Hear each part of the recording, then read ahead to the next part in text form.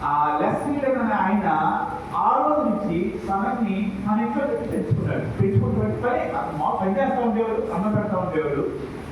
చెంచల పనులు చెప్తూ పని చేస్తూ ఉండేవాడు, అన్నం పెడతా ఉండేవాడు. ఎవరైతే తన ఉద్యోగం పెట్టారో వాళ్ళు వచ్చిన అతను గమనిస్తూ ఉండేవాడు.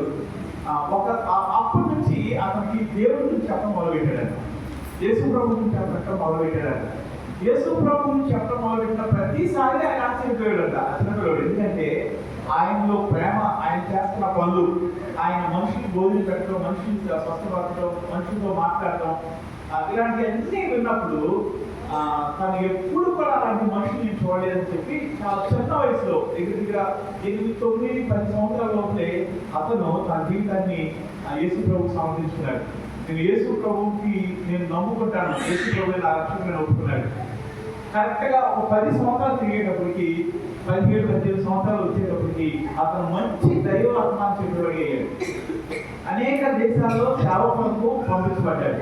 అనేక జనాల మధ్య దేవుని సాక్షిగా నిలబడ్డాడు. ఆయన వాక్యం చెప్తా ఉంటే ఆ స్థలంలో దేవుని ఆత్మ ప్రమాణించబడతా ఉండేది. దేవుని ప్రేమ మనుషుల జీవితంలో కనబడతా ఉండేది.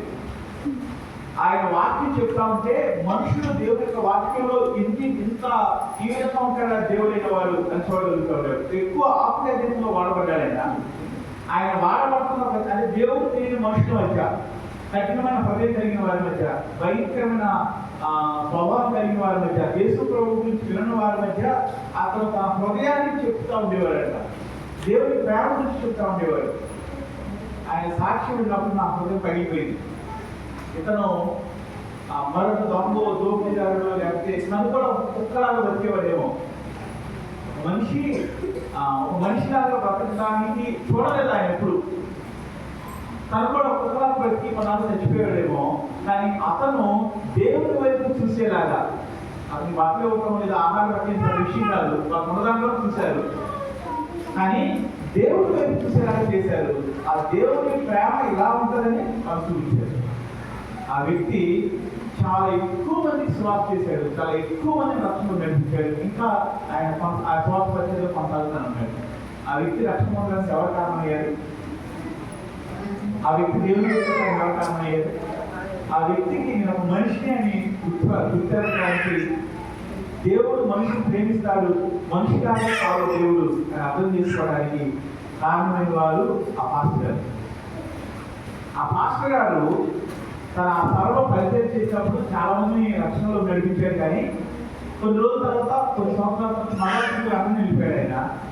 కానీ ఆయన రోజుల రక్షణలో వచ్చిన వాళ్ళందరిలో కన్నా ఒక 10 లేదా 20 30 ఎక్కువ మందిని ఈ వ్యక్తిని రక్షణ నడిపించాడు. కారణం ఏంటి తెలుసా? ఆ వ్యక్తి మాస్టర్ గారి ద్వారా దేవుని యొక్క వెలుగు చూడగలిగాడు. దేవుడు ఎలా ఉంటాడో, దేవుడి ప్రేమ ఎలా ఉంటుందో చూడగలిగాడు. తన జీవితంలో ఎప్పుడు ఆదరణ చూడగలిగాడు. ఒక మనిషితో ఇంత ప్రేమగా ఉంటాడా అని చూడగలిగాడు. ఒక మనిషికి ఇలా కూర్చోబెట్టి ఇంట్లో పట్టించే వాళ్ళకి కూర్చోబెట్టి అన్నం పెట్టే వాళ్ళు ఉంటారా అని చూడగలిగాడు. తను ఉండాల్సింది కుక్క కోసం ఏర్పాటు చేసిన చోట కాదు, ఒక మనిషి లాగా తీసుకొచ్చి పెట్టుకోబెట్టిన స్థితి చూశాడు. మీకు తెలుసు, ఆఫ్రికా వాళ్ళు చాలా నల్లగా ఉంటారు. వాళ్ళు అంటే వాళ్ళ అందరికీ కనబడతారు, మన అందరికీ కనబడరు. అది కూడా చాలా వాళ్ళు రకంగా ఉండేవారు. మనకన్నా బ్రిటిష్ వాళ్ళు చాలా అందంగా ఉంటారు, తెల్లగా ఉంటారు, బాగా చదువుకుని బాగా ఉన్నత స్థితిలో ఉంటారు. అయినా సరే ఆ వ్యక్తిని తనతో పాటు పట్టుకుని తనతో పాటు తన ఇంట్లో ఉండడానికి ఆ వ్యక్తి ఆయన తీసుకుపడ్డాడు. దానికి ఇద్దరు 2 వేరే ఖండాలు చెందేవారు, 2 వేరే కాంటినెంట్ చెందేవారు, 2 వేరే సంప్రదాయాలు చెందేవారు, 2 వేరే అసలు ఒకరి ఇంట్లో ఒకరు ఉండడానికి అసాధ్యం. అలాంటి వాళ్ళు ఇంట్లో ఒకరు రానియడానికి ఇష్టం ఉండదు. కానీ తన సొంత వాళ్ళే తన ఇంట్లో రానిలేదు, కానీ తన బంధువులు అయితే వాళ్ళు ఇంట్లో రానిలేదు, తన జాతి వాళ్ళు ఇంట్లో రానిలేదు. కానీ ఒక మాస్టర్ గారు దేవుని ప్రయాణం వలన ఇంట్లో రానిచ్చారు. దేవుడు ఇక్కడ ఆ మాస్టర్ గారు వాళ్ళు చేయడానికి కారణం ఏంటంటే, మీరు లోకానికి వెలిగే ఉన్నారు అని చెప్తా ఉన్నారు. అలాంటి వ్యక్తిని ఇంట్లో రావడం చాలా కష్టం, ఇంట్లో ఉంచుకోవడం చాలా కష్టం. అతను తిండి అలవాట్లు వేరుగా ఉంటాయి, మాట్లాడే పద్ధతులు వేరుగా ఉంటాయి, అతని రూపం వేరుగా ఉంటుంది, అతని బట్టలు వేరుగా ఉంటాయి, అతని మురికి వేరుగా ఉంటుంది. ఇవన్నీ తట్టుకుని ఒక వ్యక్తిని ఇంట్లో పెట్టుకోవడం చాలా కష్టం. అలాంటి చాలా తక్కువ స్థితిలో ఉన్న వ్యక్తిని తన బిడ్డలతో సమానంగా పెంచడానికి ఆయన ఇష్టపడ్డాడు. అప్పుడే ఆయనకి కొత్తగా పిల్లలు పుట్టారంట. అలాంటి పిల్లల మధ్య ఆ పిల్లలతో పాటు అతనికి కూడా ఉండటానికి ఇష్టపడ్డాడు.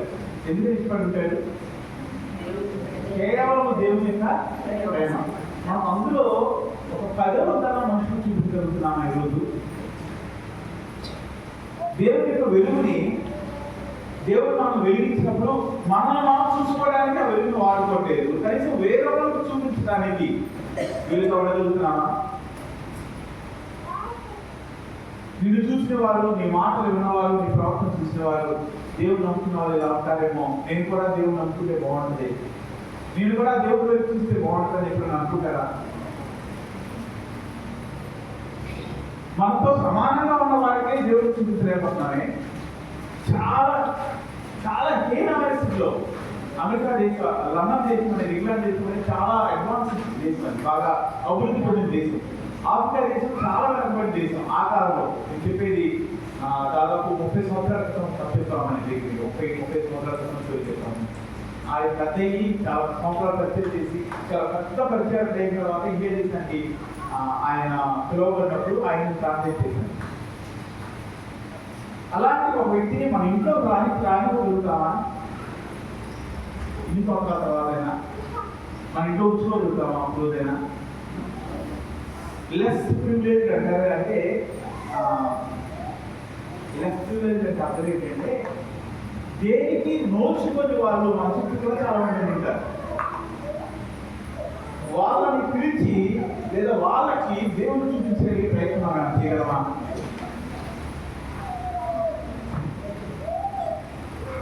లెస్ ప్రివిలేజ్ అంటే మనము 3 పక్కల అనంతరానికి మంచిగా తినడానికి దేవుడు అవకాశిస్తూ ఉన్నాడు. సరిగ్గా తినడానికి లేక, బట్టలు వేసుకుంటానికి లేక, చదువుకోవడానికి లేక చాలా మంది మన చుట్టూనే ఉంటుంటారు. కొంతమంది వాళ్ళని మనం చేయగలమా? ఈ లోకానికి వెలుగుగా ఉండడం అంటే 2 ఏరియాస్. అది దేవుడు మనిషిని ఎలా ప్రేమిస్తున్నాడో, ఎలా చూడగలుగుతున్నాడో, ఎలా సహాయం చేయడానికి ముందుకెళ్తా ఉన్నాడో, దాని ద్వారా మనం ఈ లోకానికి వెలుగుగా ఉండగలం. మనం దేవుడు కాదు, కానీ దేవుడి చేత వెలిగించబడ్డాం. మన చుట్టూ అనేక మంది కొంచెం ప్రేమ చూపిస్తే, కొంచెం ఆదరణకరంగా మాట్లాడితే, కొంచెం దగ్గర తీసుకుంటే చాలా ఉంటుంది. వాళ్ళు చాలా మంది ఉంటుంటారు. వాళ్ళు మనం ఏమైనా చేయగలుగుతున్నామా? చేసే ప్రయత్నం కానీ ఆలోచన కానీ మనం చెప్తుందా?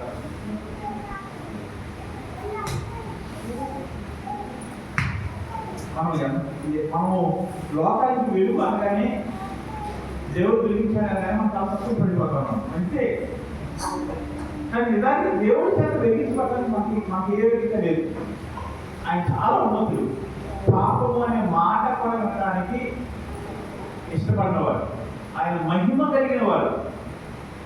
అలాంటి దేవుడు మన దగ్గరికి వచ్చి మనల్ని అప్పులు చేర్చుకుని మనల్ని వెలిగించి ఆయన మహిమను మనకిచ్చి ఆయన వెలుగు మనకి ఇస్తా ఉన్నప్పుడు మన చుట్టూ ఉన్న వారి వరకు మనం కొంచెం చేయలేమా?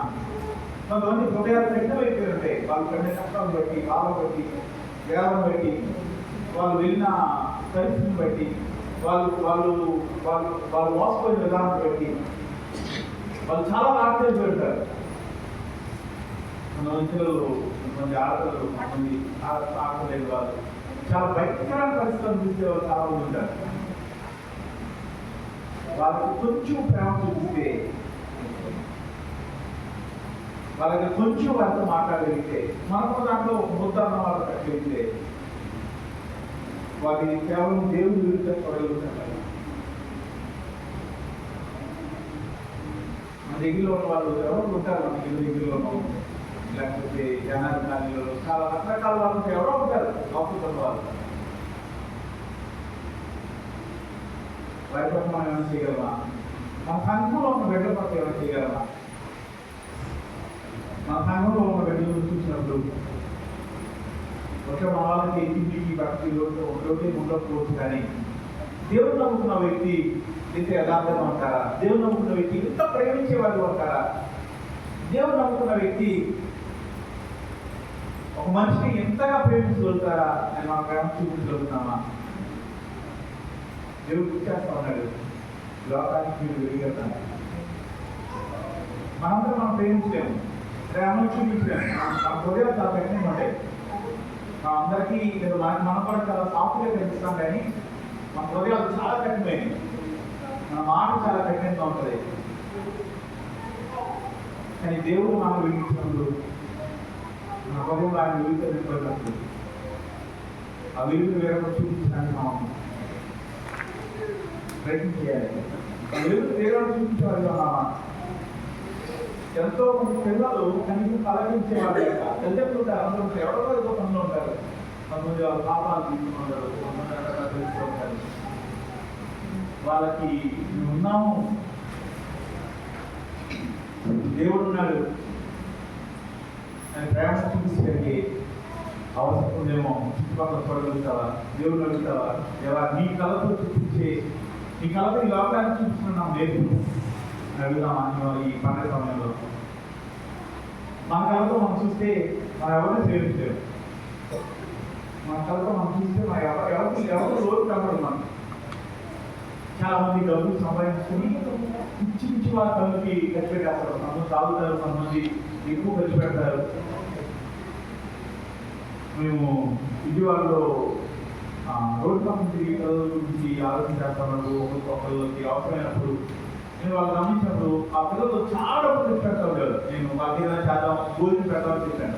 భోజనం పెడతాం అదే సార్ సార్ వాళ్ళు ఒక్కొక్కరు బిర్యానీ తింటారు. తర్వాత మనం పెట్టే దాంట్లో అంటే అట్లుంటే వాళ్ళకి దొరుకుతా ఉంది. నేను చాలా రోడ్డు మీద రైల్వే స్టేషన్ తిరిగిన తర్వాత నేను చెప్పింది ఏంటంటే వాళ్ళకి అట్లీస్ట్ వారానికి ఒకసారి మంచి భోజనం పెడతాము. అక్కడ వాళ్ళు చెప్పింది ఏంటంటే వాళ్ళు తినట్టు మనం తినాం సార్, వాళ్ళు రోజుకి ఒకసారి బిర్యానీ తింటారు. వాళ్ళకి ఏం తినాలంటే తినగలుగుతారండి. నేను కొన్ని విషయాలు గురించి పట్టుబడతా, అలాగే అలా పట్టుబడి లేదు ఇది ఖచ్చితంగా ఎఫెక్ట్ వస్తుంది. ఒక్కరోజు భోజనం పెడతాం. చికెన్ మటన్ అయ్యిందంటే వాళ్ళ బడ్జెట్ కూడా ఉండదు, డబ్బులు కూడా ఉంటాయి కాబట్టి చికెన్ మటన్ ఇవ్వదు, పిల్లలు చేసి ఎగ్ పెట్టి వాళ్ళకి ఇద్దామని పెట్టారు. అప్పటికే అక్కడ పనిచేస్తున్న వాళ్ళు ఉంటా ఉంటారు. వాళ్ళు ఇది ఎత్తిపరితో దయవేసుకొని అని చెప్పారు. నేను బలం పెట్టాను, పట్టుబట్టాను. కానీ ఏంటంటే ఒక 2 నెలలు అవుతాయి. ప్రతి వారం 25-30 నిమిషాల్లో పిల్లలంటే 15-16 చిన్న ఒక 4 సంవత్సరాలు 15-16 సంవత్సరాల ఒక గదిలోకి మా కోసం వస్తాం లేదు. వాళ్ళు భోజనం పెట్టి వాళ్ళు మంచి మార్కెట్ పంపిస్తూ ఉంటారు.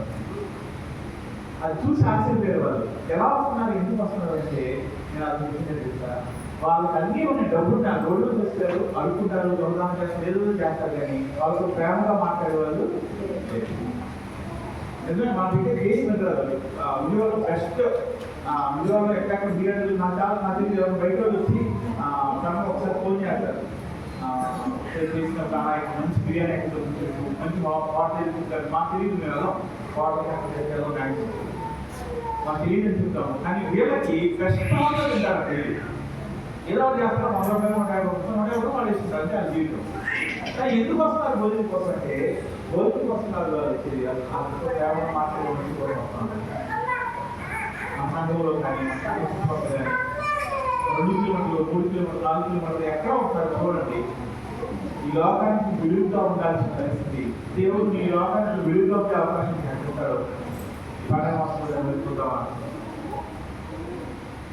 అంతకన్నా ఎక్కువ లేదా దానితో సమానంగా అవసరంలో ఉన్న పిల్లల కొరకు మన సంఘంలో ఉన్న పిల్లలు మానసికంగా నెమ్మది కూడుకున్న వారి కొరకు తల్లిదండ్రులు కొంతమంది తల్లిదండ్రులు లేని వారిని జీవిస్తూ ఉంటారు. అందరూ ఉన్నా సరే వంటకాలం ఉంటుంది. కొంతమంది అందరూ ఉన్నా సరే వాళ్ళతో 20,000 30,000 రూపాయలు తెచ్చినా సరే ఒక 3 రూపాయలు 4 రూపాయలు పంట కొట్టుకోవాల్సిందో కొంతమంది ఉంటా ఉంటారు. ఆ పంట కోసం దొంగతనం చేసేవారు కొంతమంది ఉంటారు. మన తెలియదు వాళ్ళ పరిస్థితులు. స్నానం చేద్దాం వారి వరకు. కృష్ణ సందర్భంగా ఈ మాట మీకు జ్ఞాపకం చేయాలని ఆశపడతా ఉన్నాను. దేవుడు లోకానికి వీలుగా ఉన్నాడు. మనం ఆయన బిడ్డలుగా మనం లోకానికి వీలుగా ఉంటాడు. ప్రార్థన చేద్దాం. మామూలు ప్రార్థన కాదు. దేవుడి సన్నిధిలో కమిట్మెంట్ తీసుకోండి.